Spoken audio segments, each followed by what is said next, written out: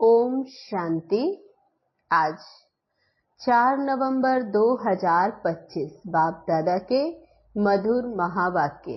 बाबा कहते, मीठे बच्चे, तुम सत्य बाप द्वारा सत्य देवता बन रहे हो, इसलिए सतयुग में सत्संग करने की जरूरत नहीं। प्रश्न है, सतयुग में देवताओं से कोई भी विकर्म नहीं हो सकता, क्यों?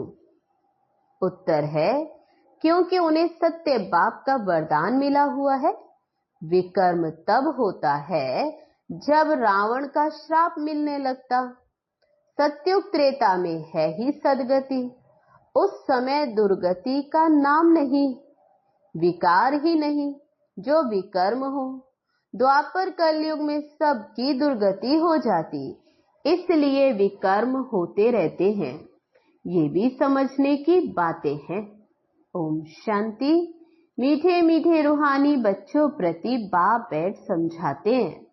ये सुप्रीम बाप भी है, सुप्रीम टीचर भी है और सुप्रीम सतगुरु भी है।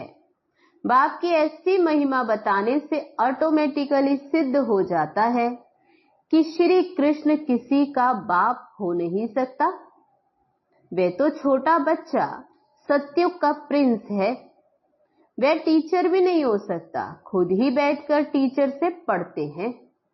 गुरु तो वहां होता नहीं, क्योंकि वहां सब सदगति में है। आधा कल्प है सदगति, आधा कल्प है दुर्गति, तो वहां है सदगति। इसलिए ज्ञान की वहां दरकार ही नहीं रहती। नाम भी नहीं है, क्योंकि ज्ञान से 21 जन्मों के लिए सदगति मिलती है। फिर द्वापर से कलयुग अंत तक है दुर्गति, तो श्री कृष्ण फिर द्वापर में कैसे आ सकता? ये भी किसको ध्यान में नहीं आता। एक एक बात में बहुत ही गुह्य राज भरा हुआ है, जो समझाना बहुत जरूरी है। वह सुप्रीम बाप सुप्रीम टीचर है। अंग्रेजी में सुप्रीम ही कहा जाता। अंग्रेजी अक्षर कुछ अच्छे होते हैं, जैसे ड्रामा अक्षर है। ड्रामा को नाटक नहीं कहेंगे, नाटक में तो अदली बदली होती है। ये सृष्टि का चक्र फिरता है, ऐसा कहते भी हैं, परंतु कैसे फिरता है? हूबहू फिरता है या चेंज होता है, यह किसको भी पता नहीं है। कहते भी हैं बनी बनाई बन रही। जरूर कोई खेल है जो फिर से चक्र खाता रहता। इस चक्र में मनुष्यों को ही चक्र लगाना पड़ता है। अच्छा, इस चक्र की आयु क्या है? कैसे रिपीट होता? इसको फिरने में कितना समय लगता? ये कोई भी नहीं जानते। इस्लामी, बौद्धी आदि ये सब हैं घराने, जिनका ड्रामा में पार्ट है। तुम ब्राह्मणों की डिनाइस्टी नहीं है, ये है ब्राह्मण कुल। सर्वोत्तम ब्राह्मण कुल कहा जाता है। देवी देवताओं का भी कुल है, ये तो समझाना बहुत सहज है। सूक्ष्म वतन में फरिश्ते रहते हैं, वहां हड्डी मांस होता नहीं। देवताओं को तो हड्डी मांस है ना। ब्रह्मा सो विष्णु, विष्णु सो ब्रह्मा। विष्णु की नाभि कमल से ब्रह्मा क्यों दिखाया? सूक्ष्म वतन में तो ये बातें होती नहीं, न जवाहरात आदि हो सकते। इसलिए ब्रह्मा को सफेद पोषधारी ब्राह्मण दिखाया है। ब्रह्मा साधारण मनुष्य बहुत जन्मों के अंत में गरीब हुआ ना। इस समय है ही खादी के कपड़े। वह बेचारे समझते नहीं सूक्ष्म शरीर क्या होता है। तुमको बाप समझाते हैं। वहां है ही फरिश्ते, जिनको हड्डी मांस होता नहीं।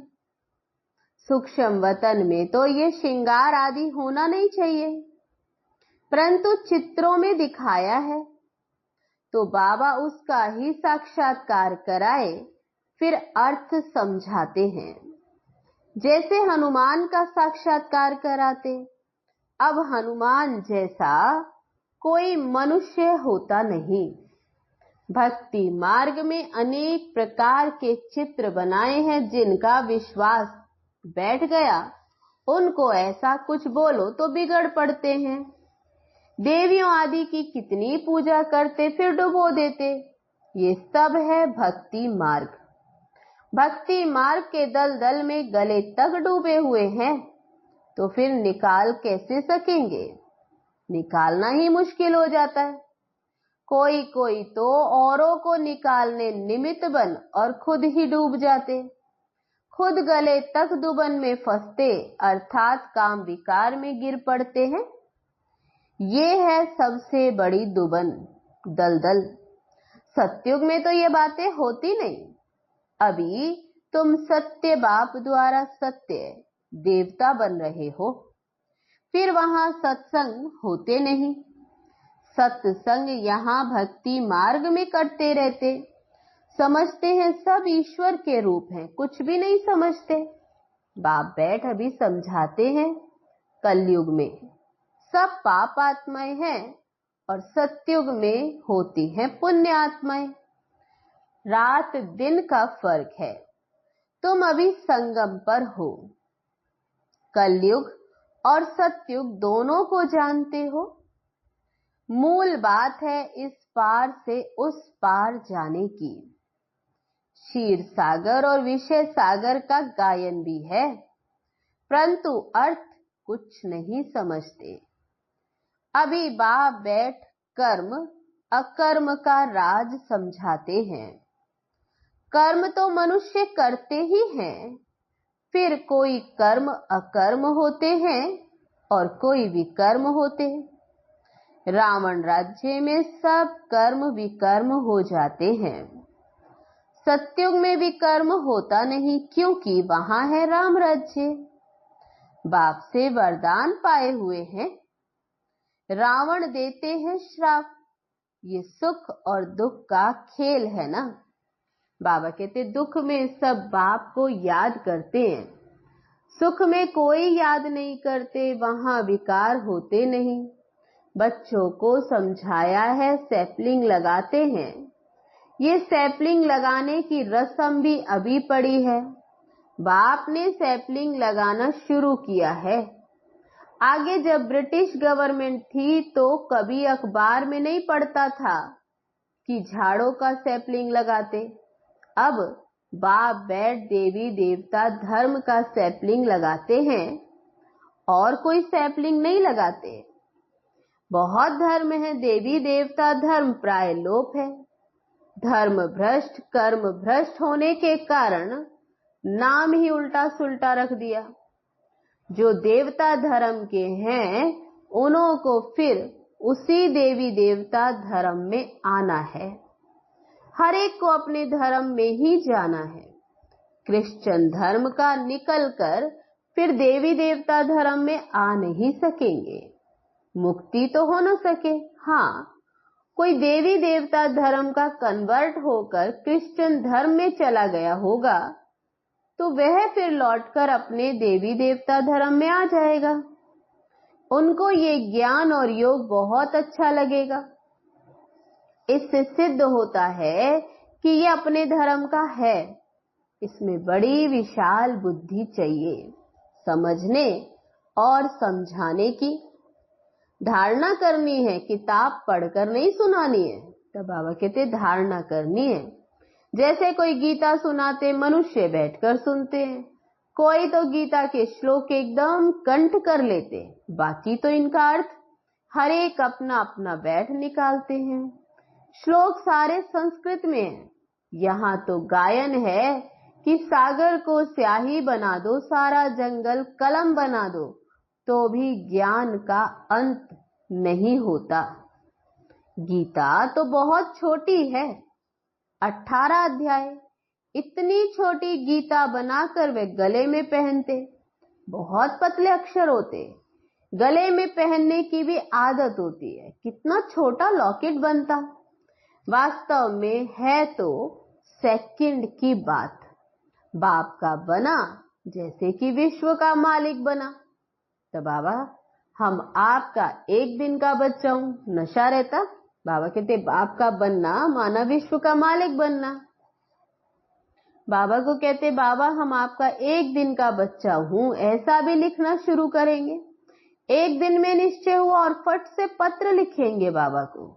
बच्चा बना तो विश्व का मालिक हुआ, ये भी कोई की बुद्धि में मुश्किल ही बैठता है।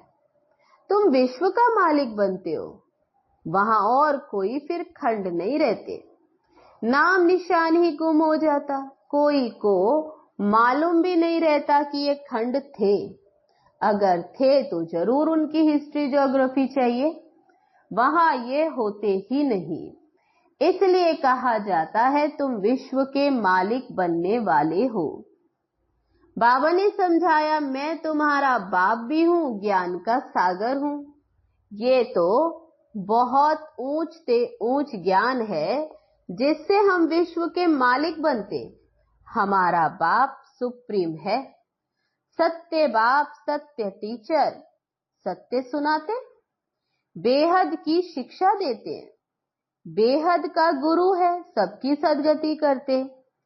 एक की महिमा की तो वह महिमा फिर दूसरे की तो हो नहीं सकती, फिर वह आप समान बनाए तब हो सकते हैं। तो तुम भी पतित पावन ठहरे, सत्य नाम लिखते हैं। बाबा कहते पतित पावनी गंगाएं ये माताएं हैं। शिव शक्ति कहो व शिववंशी कहो, शिववंशी ब्रह्मा कुमार कुमारियां। शिववंशी तो सब हैं, बाकी ब्रह्मा द्वारा रचना रचते हैं तो संगम पर ही ब्रह्मा कुमार कुमारियां होते हैं। ब्रह्मा द्वारा एडाप्ट करते हैं तो पहले पहले होते हैं ब्रह्मा कुमार कुमारियां। कोई भी ऐतराज उठाते तो उसको बोलो ये प्रजापिता है, इनमें प्रवेश करते हैं। बाप कहते हैं बहुत जन्मों के अंत में मैं प्रवेश करता हूं। दिखाते हैं विष्णु की नाभि से ब्रह्मा निकला। अच्छा, विष्णु फिर किसकी नाभि से निकला? उसको एरो का निशान दे सकते हो कि दोनों ओत प्रोत हैं, ब्रह्मा सो विष्णु और विष्णु सो ब्रह्मा। ये उनसे वह उनसे पैदा हुआ। इनको लगता है 1 सेकंड। तब बाबा कहते ये भी समझाना है कि ब्रह्मा को विष्णु बनने में लगता है 1 सेकंड और विष्णु को ब्रह्मा बनने में फिर 5000 वर्ष। ये वंडरफुल बातें हैं ना, तुम बैठ समझाएंगे। बाबा कहते लक्ष्मी नारायण 84 जन्म लेते, फिर उनके ही बहुत जन्मों के अंत में मैं प्रवेश कर यह बनाता हूं। समझने की बातें हैं ना, बैठो तो समझाएं कि इनको ब्रह्मा क्यों कहते हैं। सारी दुनिया को दिखाने के लिए ये चित्र बनाए हैं। हम समझा सकते हैं, समझने वाले ही फिर समझेंगे, नहीं समझने वाले के लिए कहेंगे ये हमारे कुल का नहीं है। बिचारा भल वहां आएगा परंतु प्रजा में। हमारे लिए तो सब बिचारे हैं ना। गरीब को बेचारा कहा जाता है। कितनी पॉइंट्स बच्चों को धारण करनी है, भाषण करना होता है टॉपिक्स पर। ये टॉपिक कोई कम है क्या? प्रजापिता ब्रह्मा और सरस्वती 4 भुजाएं दिखाते हैं तो 2 भुजा बेटी की हो जाती, युगल तो है नहीं। युगल तो वास्तव में बस विष्णु ही है। ब्रह्मा की बेटी सरस्वती, शंकर को भी युगल नहीं है, इस कारण शिव शंकर कह देते। अब शंकर क्या करते? विनाश तो एटॉमिक बॉम्ब से होता है। बाप कैसे बैठ बच्चों का मौत कराएंगे? ये तो पाप हो जाए। बाप तो और ही सबको शांति धाम वापस ले जाते हैं बिगर मेहनत।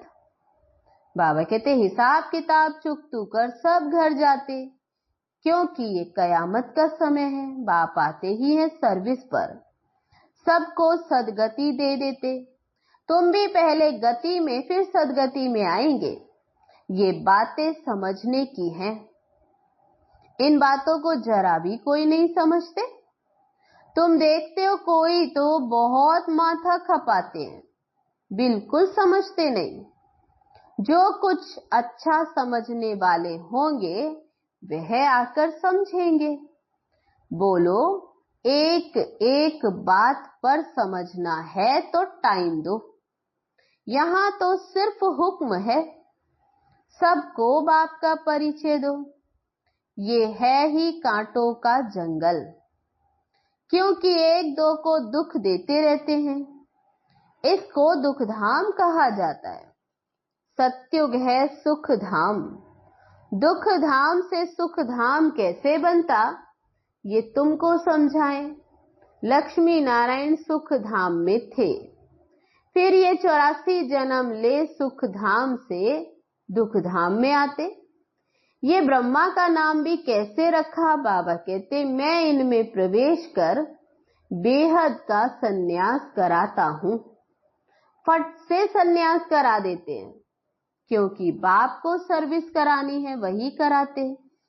इनके पिछाड़ी बहुत निकले जिसका नाम बैठ रखा है, वह लोग फिर बिल्ली के पूंगरे बैठ दिखाते। बाबा कहते वे सब हैं दंत कथाएं। बिल्ली के पूंगरे हो कैसे सकते? बिल्ली थोड़े बैठ ज्ञान सुनाएगी। बाबा युक्तियां बहुत बतलाते रहते। कोई बात किसको समझ में ना आए तो उनको बोलो, जब तक अलग को नहीं समझा है तो और कुछ भी समझ नहीं सकेंगे। एक बात निश्चय करो और लिखो, नहीं तो भूल जाएंगे, माया भुला देगी। मुख्य बात है बाप के परिचय की। हमारा बाप सुप्रीम टीचर है, जो सारे विश्व के आदि मध्य अंत का राज समझाते, जिसका कोई को भी पता नहीं। इस समझाने में टाइम लगता है। बाबा कहते, जब तक बाप को नहीं समझा है तब तक प्रश्न उठते ही जाएंगे। अलग नहीं समझा है तो बे को कुछ नहीं समझेंगे। मुफ्त संशय उठाते रहेंगे। ऐसे क्यों? शास्त्रों में तो ऐसे कहते हैं। तो बाबा कहते ऐसे संशय उठाते रहते। इसलिए पहले सबको बाप का परिचय दो। अच्छा, मीठे मीठे सिके लदे बच्चों प्रति माता पिता बाप दादा का याद प्यार और गुड मॉर्निंग। रूहानी बाप की रूहानी बच्चों को नमस्ते। हम रूहानी बच्चों की रूहानी बाप दादा को नमस्ते नमस्ते। ओम शांति। अब है धारणा के लिए मुख्य सार। पहली पॉइंट, कर्म, अकर्म और विकर्म की गुह्य गति को बुद्धि में रख। अब कोई भी विकर्म नहीं करने हैं। ज्ञान और योग की धारणा करके दूसरों को सुनाना है। दूसरी पॉइंट, सत्य बाप की सत्य नॉलेज देकर मनुष्यों को देवता बनाने की सेवा करनी है। विकारों के दलदल से सबको निकालना है। वरदान है आज का, अलौकिक नशे की अनुभूति द्वारा निश्चय का प्रमाण देने वाले सदा विजयी भव। अलौकिक रूहानी नशा निश्चय का दर्पण है। निश्चय का प्रमाण है नशा और नशे का प्रमाण है खुशी। जो सदा खुशी और नशे में रहते हैं उनके सामने माया की कोई भी चाल चल नहीं सकती। बेफिक्र बादशाह की बादशाही के अंदर माया आ नहीं सकती। अलौकिक नशा सहज ही पुराने संसार व पुराने संस्कार भुला देती है। इसलिए सदा आत्मिक स्वरूप के नशे में, अलौकिक जीवन के नशे में, फरिश्तेपन के नशे में या भविष्य के नशे में रहो तो विजयी बन जाएंगे। स्लोगन है आज का, मधुरता का गुण ही ब्राह्मण जीवन की महानता है। इसलिए मधुर बनो और मधुर बनाओ। अब है आज के लिए अव्यक्त इशारा। अशरीरी व विदेही स्थिति का अभ्यास बढ़ाओ। जैसे विदेही बाप दादा को देह का आधार लेना पड़ता है बच्चों को विदेही बनाने के लिए, ऐसे आप सभी जीवन में रहते, देह में रहते, विदेही आत्मा स्थिति में स्थित हो, विदेही आत्मा स्थिति में स्थित हो, इस देह द्वारा करावनहार बन करके कर्म कराओ। ये देह करनहार है, आप देही करावनहार हो। इसी स्थिति को विदेही स्थिति कहते हैं। इसी को ही फॉलो फादर कहा जाता है। बाप को फॉलो करने की स्थिति है सदा अशरीरी भव, विदेही भव, निरा। ओम शांति।